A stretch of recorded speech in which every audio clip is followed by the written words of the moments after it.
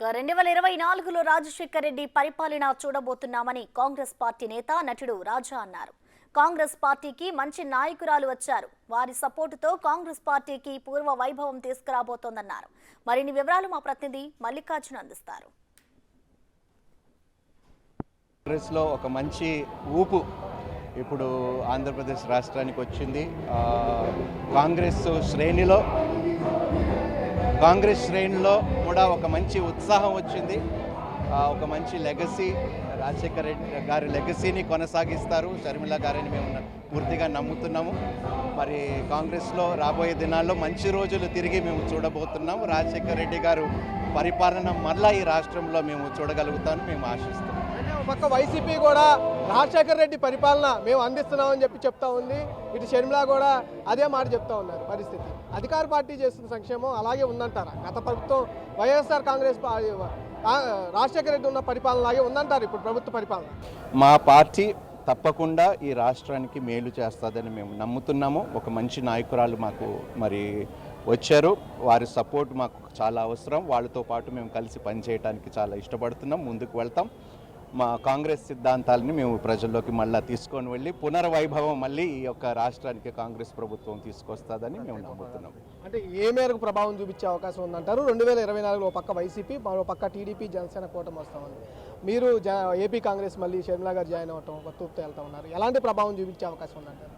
అదొక ప్రభావం తప్పకుండా జరిగింది, జరగబోతుంది. రాబోయే దినాలు మీరే చూడబోతున్నారు. అంటే ఎంతమంది నేతలు వచ్చే అవకాశం ఉందని మీరు భావిస్తూ ఉన్నారు కాంగ్రెస్లో? మా కాంగ్రెస్ ఓట్ బ్యాంక్ ఏదైతే ప్రీవియస్ ఓట్ బ్యాంక్ ఉందో తిరిగి తప్పకుండా మా ఒడ్డుకు వస్తుందని మేము పూర్తిగా విశ్వసిస్తున్నామండి. Thank you. ప్రధానంగా ఏదైతే పూర్వ వైభవం కాంగ్రెస్కి రాబోతుందంటూ కూడా హీరో రాజా చెబుతున్న పరిస్థితి కనిపిస్తూ ఉంది. అంతేకాకుండా చరిష్మా ఉన్న నేత షర్మిల రావడం మాకు శుభపరిణామం అంటూ కూడా హీరో రాజా చెబుతున్న పరిస్థితి అయితే కనిపిస్తూ ఉంది. కెమెరామ్యాన్ సిద్ధుతో Mallikarjuna, big TV, Vijayawada.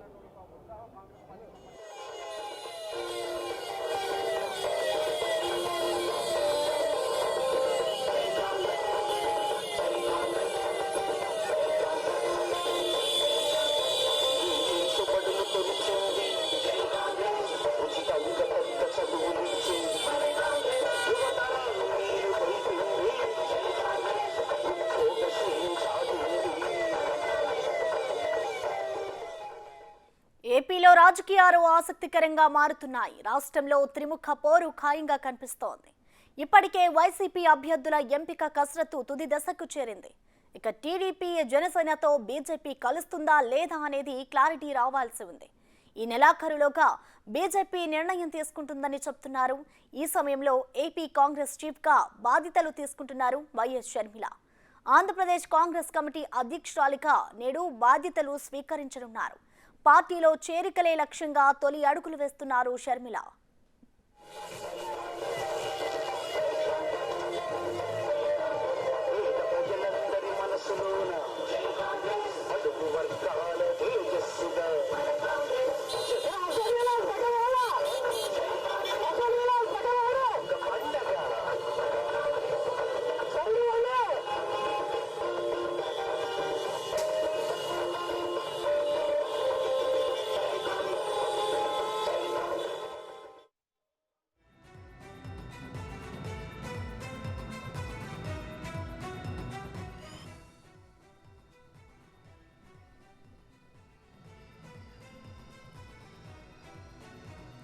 Pradesh Congress committee అధ్యక్షురాలిగా విజయవాడలో బాధ్యతలు స్వీకరిస్తారు.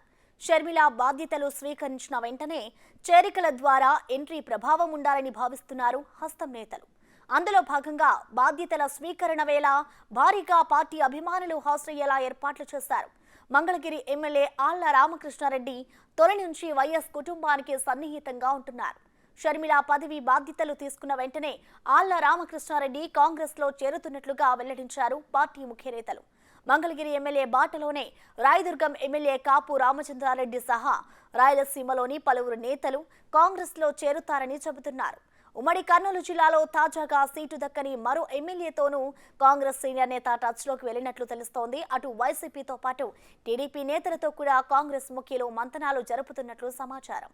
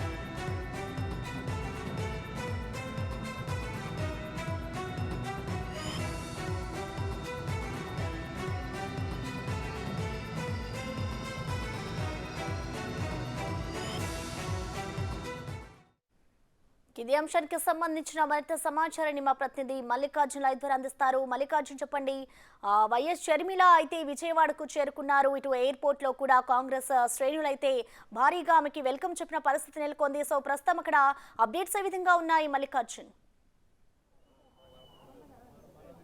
ప్రసన్న గన్నవరం నుంచి కూడా భారీ ర్యాలీతో కూడా ఎవరైతే షర్మిల బాధ్యతలు స్వీకరించిన నేపథ్యంలో ఆమె భారీ ర్యాలీగా ఎక్కడైతే మా కళ్యాణ మండపాన్ని ఏర్పాటు చేశారో అక్కడికి చేరుకోబోతా ఉన్నారు. మరికొద్ది నిమిషాల్లో కూడా ఇక్కడికి రాబోతా ఉన్నారు. దానికి సంబంధించి ఇక్కడ కాంగ్రెస్ నేతలందరూ కూడా ఆమెకి ఘనంగా వెల్కమ్ చెప్పేందుకు కూడా సిద్ధమయ్యారు. ఇక్కడ మనం చూసుకోవచ్చు, ఏదైతే షర్మిల ఈ ఆహ్వానం కళ్యాణ మండపంలోకి ఎంటర్ అవుతా ఉన్నారో, ఎంటర్ అయిన తర్వాత దానికి సంబంధించి ఒక జెండాను కూడా కాంగ్రెస్ జెండాను ఆవిష్కరించేందుకు ఏర్పాటు చేయడం కూడా జరిగింది. పోలుకు సంబంధించి ఇక్కడ కాంగ్రెస్ జెండాను ఏర్పాటు చేశారు. ఈ జెండాను ఆమె ఆవిష్కరించిన తర్వాత లోపలికి వెళ్ళబోతూ ఉంటారు. ఇక్కడ నుంచి వెళ్ళిన తర్వాత కాంగ్రెస్ పార్టీ తరఫు నుంచి ఆంధ్రప్రదేశ్ కాంగ్రెస్ కమిటీ అధ్యక్షురాలుగా కూడా బాధ్యతలు స్వీకరించేందుకు కూడా అన్ని ఏర్పాట్లను ఇప్పటికే చేయడం జరిగింది. అందరూ నేతలు కూడా ఆమెకి గ్రాండ్గా వెల్కమ్ చెప్పేందుకు అందరూ నేతలు కూడా సిద్ధమయ్యారు. మనం చూసుకోవచ్చు, అందరూ నేతలు కూడా వైట్ అండ్ వైట్లో వేసుకొని పైన తలపాగాను ధరించి సంబంధించి కాంగ్రెస్ నేతలు అందరూ కూడా సిద్ధంగా ఉన్నారు. ఇక్కడికి సేవాదళ